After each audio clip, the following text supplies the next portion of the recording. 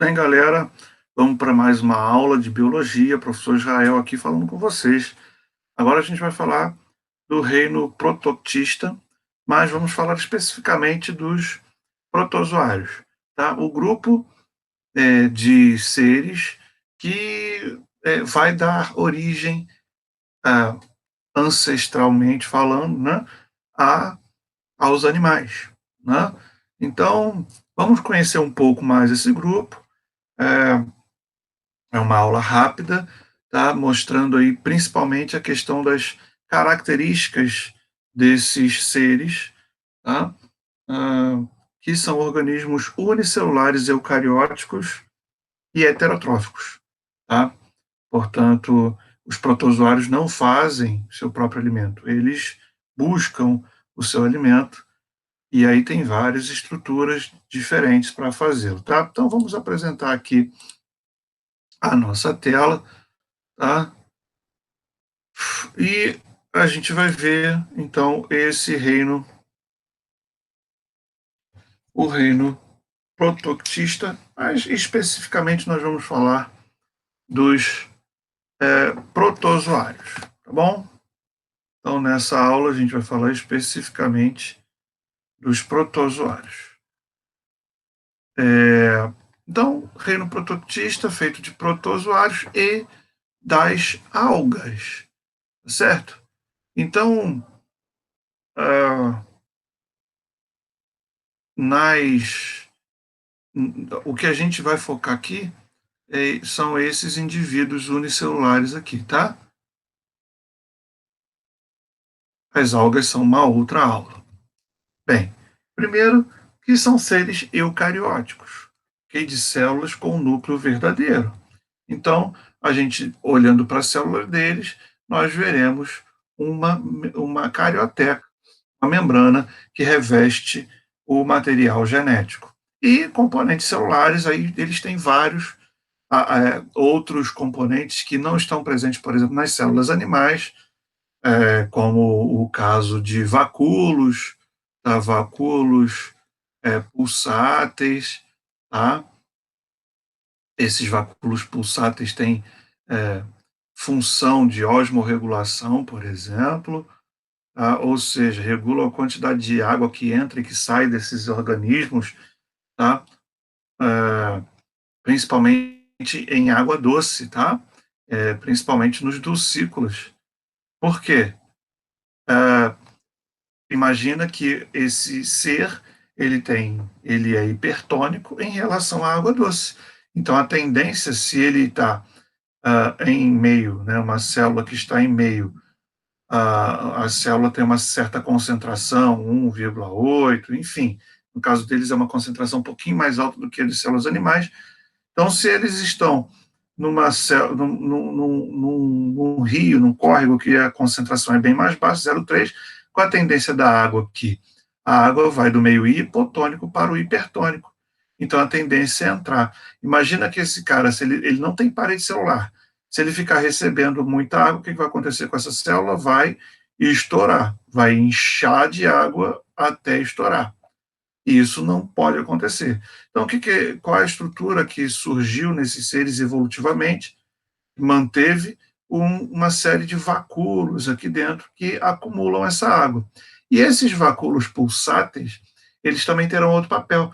Eles vão expulsar, esses vacúolos surgem a partir das outras estruturas interiores, né? Como complexo Golgi, retículos, e eles vão empurrar isso aqui para fora. Então, quando esse vacúolo chega aqui, ele expulsa essa água e isso serve também para a movimentação, tá?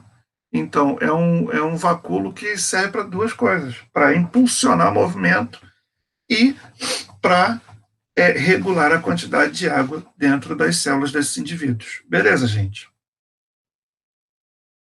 Continuando aí, nós vamos ter as algas, que eu já falei que não é o nosso foco aqui, e os protozoários, que são heterótrofos, beleza? Ou seja, vão em busca de seus alimentos.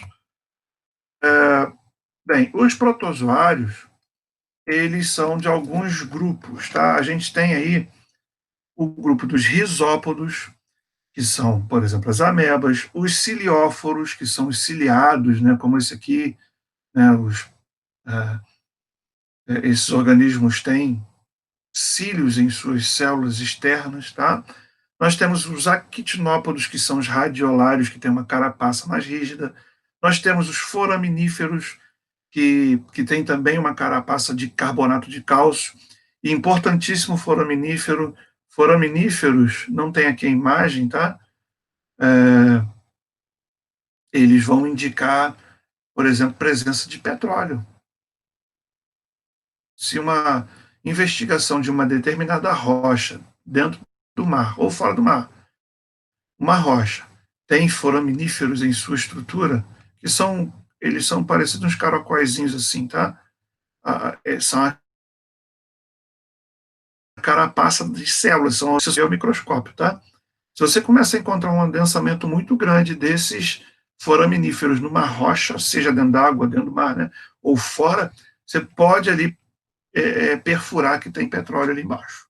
Tá? Eles são bastante associados à produção de petróleo no passado. Beleza? Então, esses foraminíferos são protozoários que hoje a gente utiliza também para fazer prospecção de petróleo. Nós temos os apicomplexos, que são os esporozoários, que não têm estruturas de locomoção, e nós temos os zoomastigóforos, que aqui nós temos dois exemplos, né?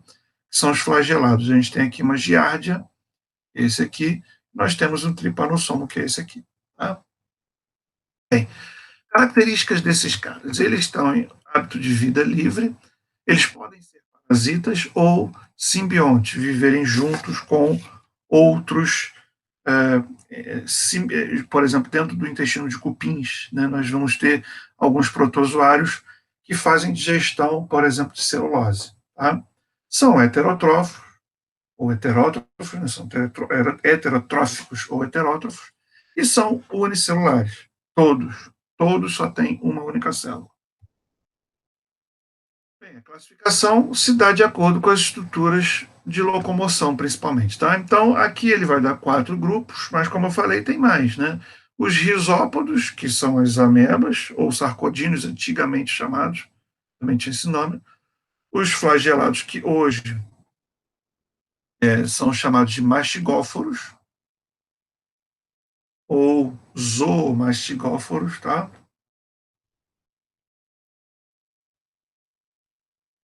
Zoomastigóforos.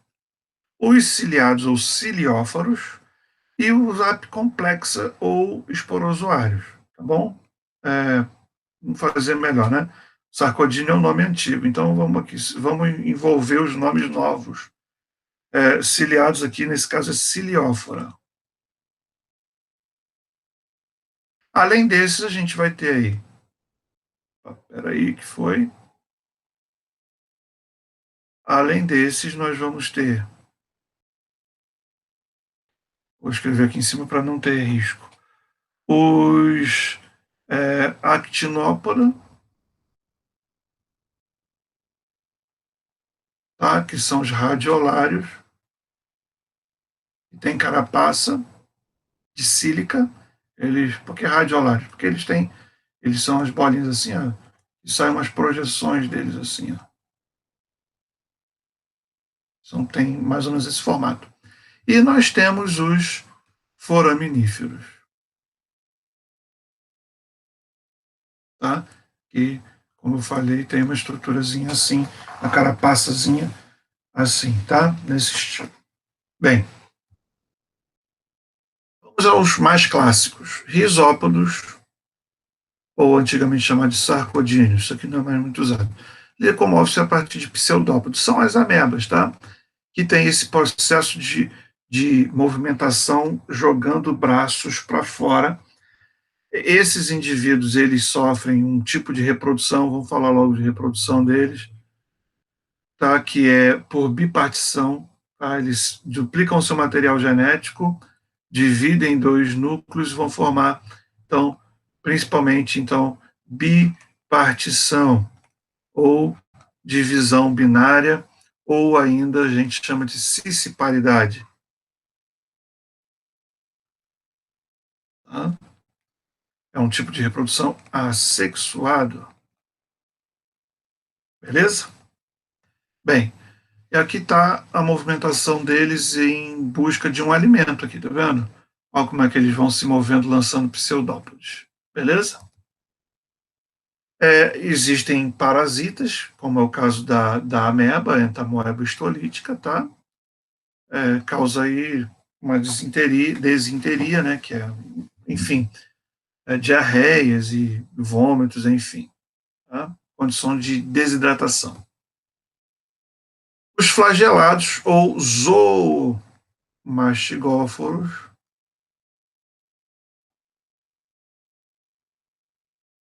se locomovem através de flagelos. A gente tem aí giardia, tricomonas, né? Tem esses outros aqui, espirotrinquífera, a gente tem também aí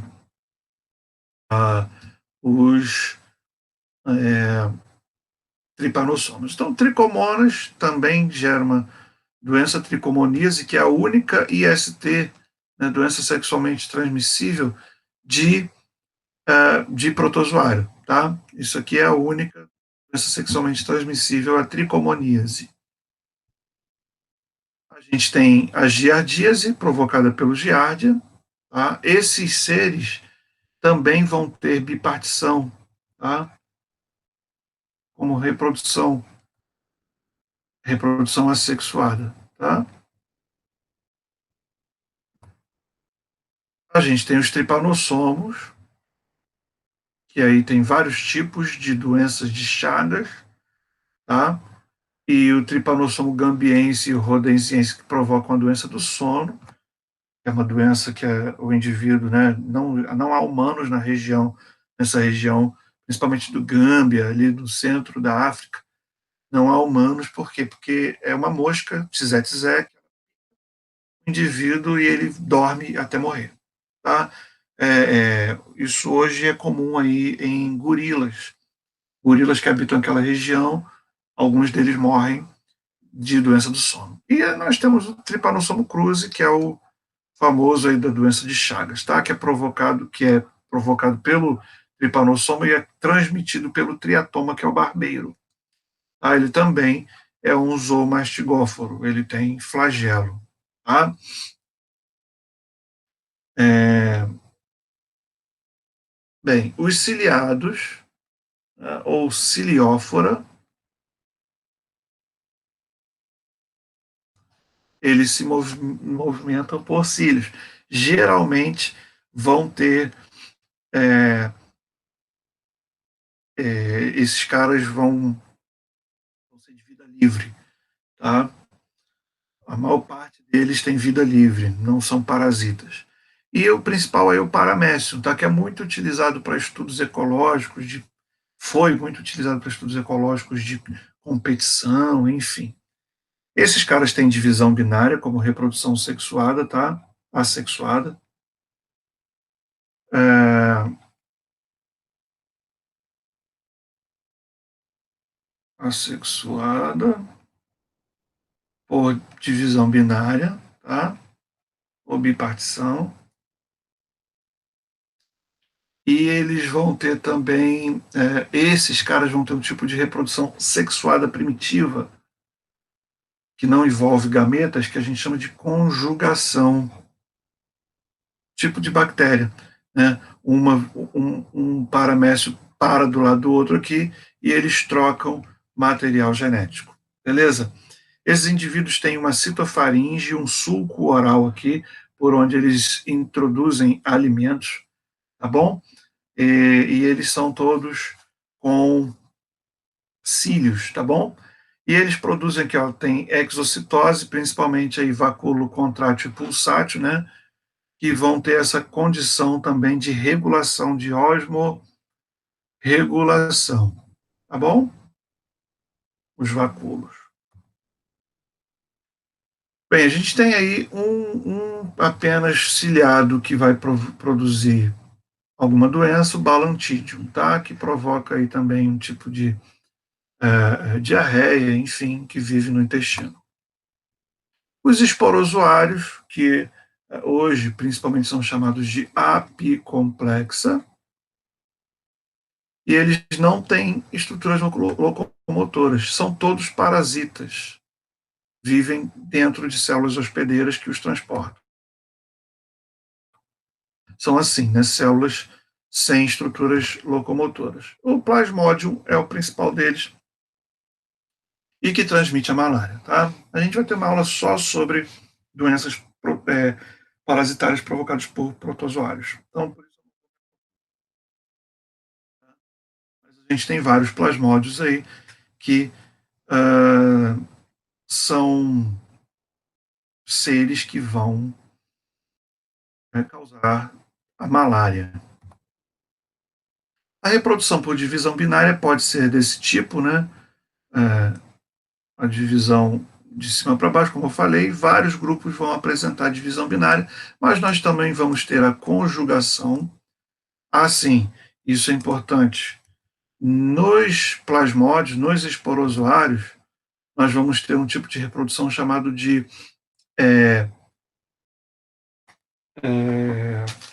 divisão múltipla,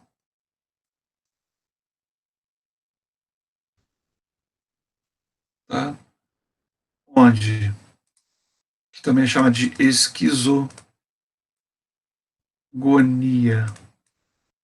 tá? Que uma célula só começa a duplicar, fazer vários núcleos ao longo do tempo. Isso aqui acontece com a malária, tá? E fica assim vários núcleos, né? Como se fosse esse aqui se duplicando, geralmente número par, né? E aí, quando eles chegam a ter 8 núcleos aqui, o que, que vai acontecer? Cada um desses aqui vai virar uma célulazinha, vai separar uma célulazinha, tá? E todos, ao mesmo tempo, vão sair 8 células direto a partir de uma, tá? Então, a gente chama isso de esquizogonia ou divisão múltipla, que está presente aí nos apicomplexos. Beleza, galera? Então, é isso aí. Agora é fazer exercícios, tá? Para fixar esse conteúdo.